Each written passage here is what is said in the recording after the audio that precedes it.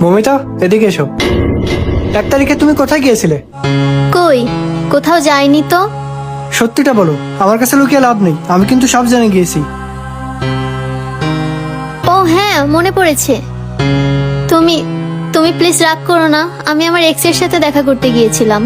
এক্সের সাথে? কিন্তু তুমি না বললে তোমার খালা অসুস্থ, তুমি রাতে ওখানেই থাকবে। জিন্না, সত্যিটা বললে তো তুমি যেতে দিতে না, তাই মিথ্যা বলেছি।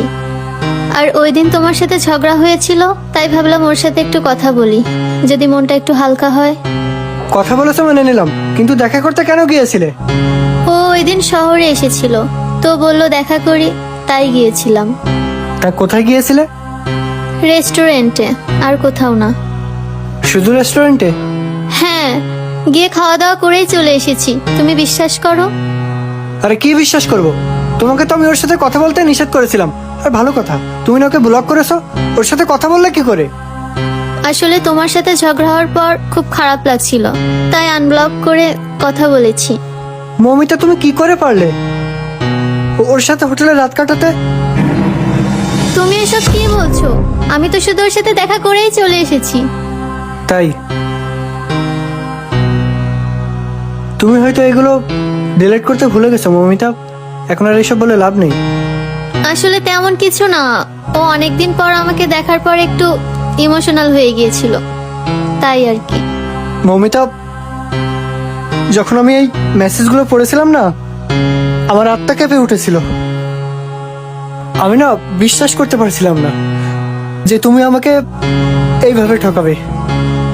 জিন্না, তুমি আমাকে ক্ষমা করে দাও, আমি না বুঝে একটা ভুল করে ফেলেছি। না বুঝো মানে? মমিতা, তুমি বুঝতে পারছো তুমি কি করেছো?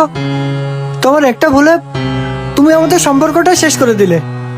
জিন্না, তুমি এবারের মতো আমাকে মাফ করে দাও, আমি ওকে ব্লক করে দেব, আর কখনো ওর সাথে যোগাযোগ করব না। তুমি যা বলবে আমি তাই করব। আর কতবার মমিতা? আমি তোমাকে অনেকবার মাফ করেছি, কিন্তু আর না। তুমি বুঝতে পারছো তুমি আমাকে কতটা কষ্ট দিয়েছো? আর আমি একটা মানুষ, সারা দিন খেয়ে না খেয়ে কাজ করি। কার জন্য করি? এই তোমার জন্যই তো, এই সংসারের জন্যই তো। আর রাগের মাথায় তোমাকে কি না কি বলেছি, তার জন্য তুমি চলে গেলে, আরেকজনের সাথে রাত কাটিয়ে আসলে। এই তোমার ভালোবাসা, এই তোমার সংসার। তুমি যেভাবে ভাবছো বিষয়টা এমন না জিন্না। আমার যা ভাবার ভাবা হয়ে গেছে। আমি যদি তোমার সাথে থাকি না, আমি আমি নিজেই শেষ হয়ে যাব। তাই আমি আর তোমাকে রাখবো না। তুমি এক্ষুনি বের হয়ে যাও, এক্ষুনি।